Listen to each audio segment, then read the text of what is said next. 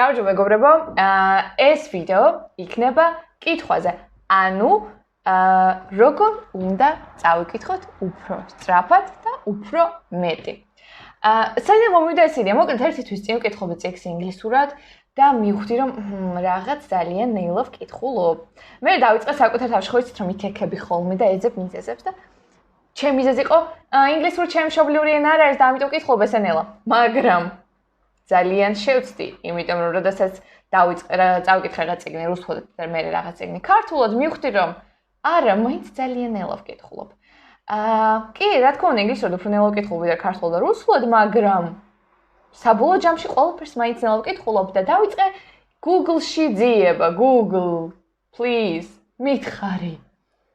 როგორ წავიკითხე უფრო სწრაფად? წავიკითხე ყველაფერს ეწერა, საინტერესო სტატიები, ასე ვუყურე YouTube-ზე სხვადასხვა ბლოგერებს და ამოვიღე სამი რჩევა, რომელიც ძალიან დამეხმარა ბოლო ერთი თვის განმავლობაში, რაც ვწვრთნიდი ჩემს თავს, რომ შევეჩვიო რაღაცას.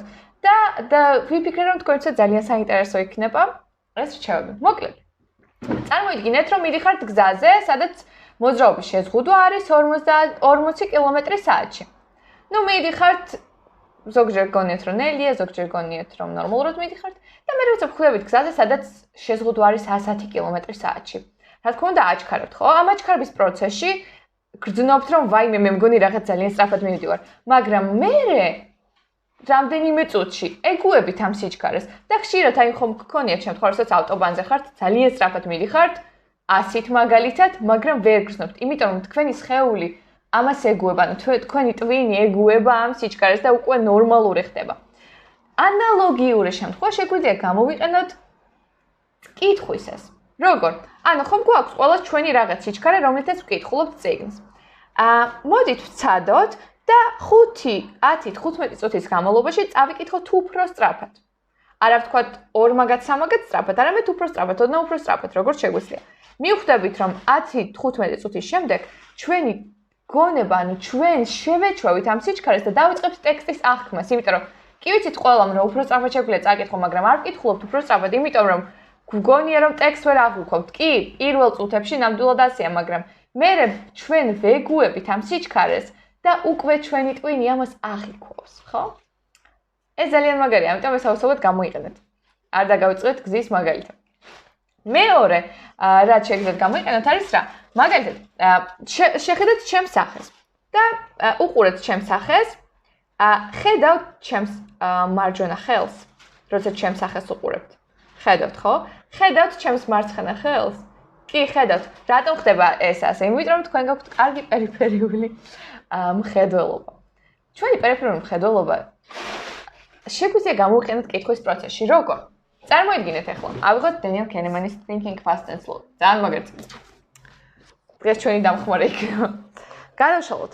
ნახეთ, ზოგადად ჩვენ როგორ ვკითხულობთ წიგნს? პირველი სიტყვიდან, ანუ ხაზებს, პირველი სიტყვიდან ბოლო სიტყვამდე, პირველი სიტყვიდან ბოლო სიტყვამდე. პირველ სიტყვას როცა ვუყურებთ, პარალელურად ვხედავთ აი ამ სიცარიელეს და ჩვენს მხედველობას ვხარჯავთ აი ამ სიცარიელეზე. და შესაბამისად გამოდის რომ აი ვკითხულობთ ესე. პირველი სიტყვა, ბოლო სიტყვა, პირველი სიტყვა, ბოლო სიტყვა და ესე მივდივართ.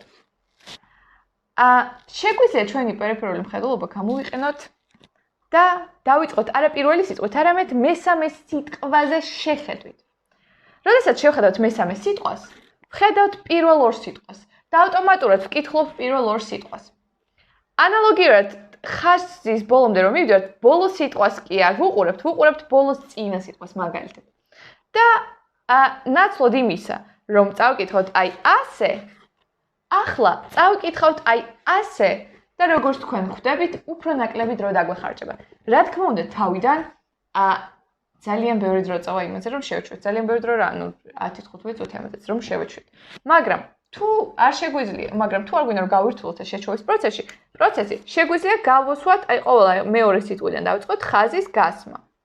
და ჩვენი ხაზების და სიტყვების გადაკვეთის წერტილი ნიშნავს იმას, რომ ამას უნდა შევხედოთ იმისთვის, რომ დავიწყოთ და დავამთავროთ ხაზის წაკითხვა.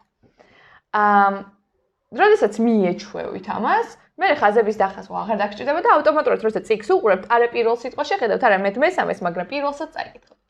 ასე შევამცირებთ წაკითხვის დროს. და უფრო მეც წავკითხავთ, უფრო ნაკლებ დროში. მესამე რჩევა, რაც არის ამ შემთხვევაში, არის რა? ბევრჯერ ქონია შემთხვევა, როდესაც ვკითხულობთ წიგნს და მე გვავიწყდება თამროსაც აინტერესებს. მე გვავიწყდება რახაზე გავჩერდით. და ერთსა და იმავე ხაზს ვატყობთ რაღაც 2-ჯერ, 3-ჯერ, 4-ჯერ ვკითხულობთ. რატო ხდება ეს? იმიტომ რომ ჩვენი თვალი, როდესაც უბრალოდ ესე ვზივართ და უბრალოდ ვკითხულობთ, ხო? ესე. ჩვენი თვალი ამ დროს ძალიან იღლება. და როდესაც იღლება, კარგავს ფოკუსის წერტილს, რომელზეც ბოლოს გაჩერდა. და ერთსა და იმავე ხაზს ბევრჯერ გვაკითხებნებს. რატომ ხდება ეს ასე? რატომ იღლება თვალი ასე, როგორ შეიძლება ვერ ხვდებით? რომ შევხედოთ კედელს და ერთი წერტილიდან ბოლო წერტილამდე ისე მოგვინდეს თვალის გაყოლება, რომ მათ შორის რაც არის სივრცე, ყველაფერი კარგად დავინახოთ და დავფიქსიროთ, როგორც ვიდეოს გადაღებისას ხდება ხოლმე, ხო? სადაც რომ შევხედოთ, რომ მაქსიმალურად ყველაფერი ლამაზად ესე smoothly გამოვიდეს, ქართულად არ ვიცი რა. და რომ ვუყურებთ, ანუ ერთი თვალი დავხუჭოთ და შევხედოთ კედლის ერთ წერტილიდან მეორე წერტილამდე სივრცეს ნელა ისე რომ ლამაზი კადრი გამოვიდეს რა ჩვენ თვალს. მივხვდებით რომ აი ესე თითქოს ხტუნაობს ჩვენი თვალი. ანალოგიური ხდება, როდესაც ვკითხულობთ ხაზებს, ხო? ანუ გვინდა რომ ყველაფერი მოვიცვათ, ანუ პირველ ბოლოს ვიტყომდე რაც ხდება შუაში და ამ დროს ჩვენი თვალი ძალიან იღლება, იმიტომ რომ როცა თვალს დახუჭავთ ერთს, მიხვდებით რომ თვალი ხტუნაობს, ანუ თვალი ძალიან იღლება. რატო? იმიტომ რომ ბევრი ფოკუსის წერტილის შემთხვევაში, აი თქვენ ტელეფონის კამერა გიჭერთ და რო გინდათ რომ რაღაც გადაიღოთ და ხან იქ რო გადაერთობა, ხან იქ და ხან იქ. ანალოგიური შემთხვევა. ბევრი ფოკუსის წერტილის შემთხვევაში თვალი ძალიან მალე იღლება და მე უკვე გატყუებთ რა, ანუ რომ გეგონათ რომ ეს ხაზი უკვე არ წაგიკითხავთ, ამ ხაზს გეკითხნებთ კიდევ ბევრჯერ და მე ხვდებით რაღაც დეჟავუ მაქვს, ხო? რა არის გამოსავალი ამ დროს? ამ დროს გამოსავალი არის ან ჩვენი თითი, ან კალამი, ან რაიმე, რაც შეგვიძლია გამოვიყენოთ კითხვის პროცესში, მე ვიყენებ ხოლმე კალამს და როდესაც კითხულობთ, უბრალოდ დაიხმარეთ კალამი. აი ნამდვილად ვერ დავიჯერებდი, სანამ არ ვცდიდი, რომ ანუ კალმის გამოყენება კითხვის პროცესში ბავშვები რო კითხულობენ ხოლმე, ხო, იცით ესეთი ბევრად აჩქარებდა კითხვას, მართლა. შესაბამისად, ამ სამ რჩევას თუ გამოიყენებთ, მაშინ როდესაც წაიკითხავთ წიგნს, მიხვდებით რომ ნამდვილად მუშაობს, შეგიძლიათ არჩიოთ თქვენთვის უფრო კომფორტული რჩევა, შეგიძლიათ სამივე გამოიყენოთ და ნახოთ როგორ შედეგს მიიღებთ. იმედია ეს გამოგადგათ.